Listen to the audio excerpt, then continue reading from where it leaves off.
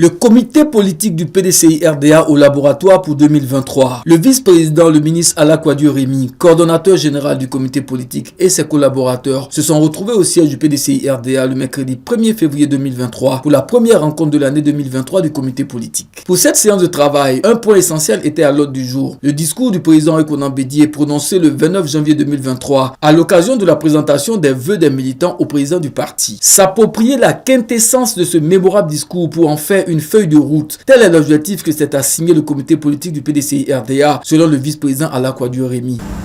Depuis le dimanche, nous sommes également allés à une cérémonie de présentation de vœux du président Ekonan Bédié, qui, en réponse aux vœux des militants, a donné un discours que l'on pourrait qualifier d'un discours de remobilisation et d'orientation. On le dit, dans son discours, a rappelé la vision qui est celle du PDCI-RDA. Utiliser le dialogue, la paix et le travail pour faire progresser la Côte d'Ivoire. Cette vision-là est dans notre ADN, dans l'ADN du PDCI-RDA, et il a tenu à ce que nous puissions être toujours en phase avec cette vision dans tous les actes que le PDCI-RDA a posés. Mais il n'a pas occulté quelques situations qui sont celles du PDCI-RDA. Il a parlé de discipline, il a même parlé des défections, mais également aussi, il nous a donné les perspectives par rapport aux activités du parti. Il nous a donc rappelé que si le congrès a été reporté, ce congrès extraordinaire va se tenir en fin de compte en mars. Demandant donc à chacun et à chacune des responsables du PDCI-RDA de se mettre au travail pour que ce congrès-là soit une réussite. Le président Bédié a donc évoqué la vie du parti. Comme je vous le disais tantôt, le président Bédié a évoqué les quelques difficultés que nous avons eues en termes donc de défection, de départ. Il a donné son avis là-dessus, mais surtout l'a tenu à rassurer les militants du PDCI-RDA pour leur dire que le PDCI vit et il vivra et il vivra.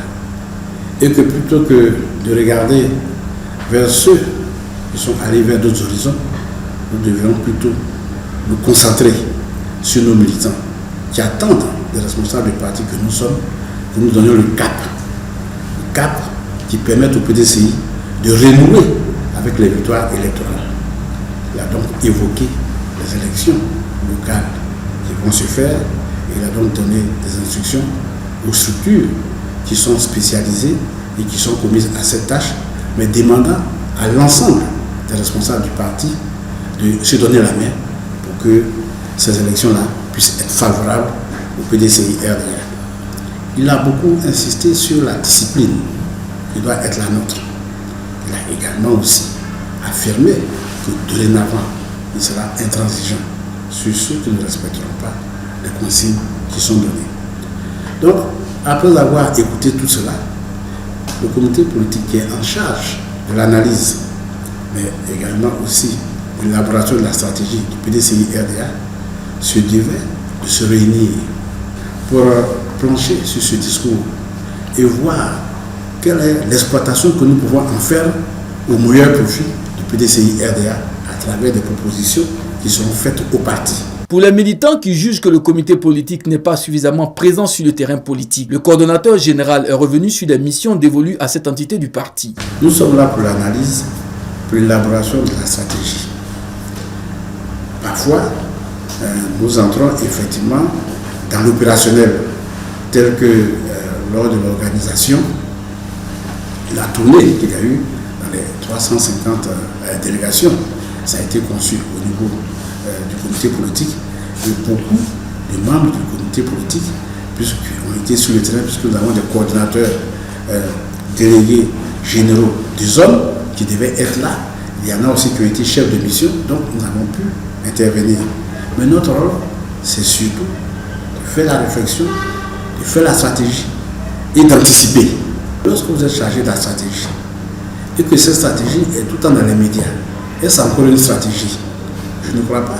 Regardez les autres partis qui sont là. Le PDCI est celui qui se découvre le plus. À la moindre activité, nous sommes dans les journaux. On a fait ceci, on a fait cela.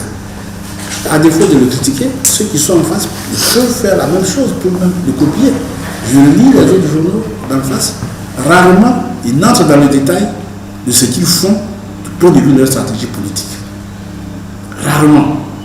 Rarement. Donc je pense qu'on devrait en prendre la graine. Il y a un comité politique.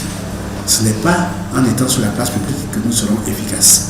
Ça aussi, il faut qu'on se le tienne pour dire. Il y a parfois des réunions que nous ne tenons pas ici, nous tenons en dehors, la maison du parti, justement, parce qu'on estime que le sujet est sensible, donc il vaut mieux être ailleurs une fois qu'on a fini avec ça. Les personnes qui sont destinataires de ces réflexions-là, on le leur donne, et puis, écoutez, les décisions sont prises. Donc sur ce plan, nous sommes totalement à l'aise, parce que ceux qui nous ont nommés savent ce que nous faisons.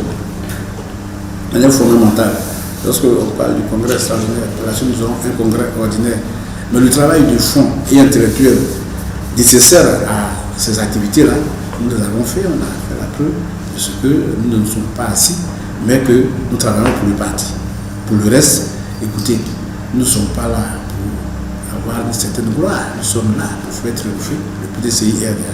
L'essentiel est que ceux qui nous ont fait confiance sachent que nous sommes en train de travailler. Les militants, nous féliciterons peut-être plus tard, mais pour l'instant, c'est ça qui est le plus important.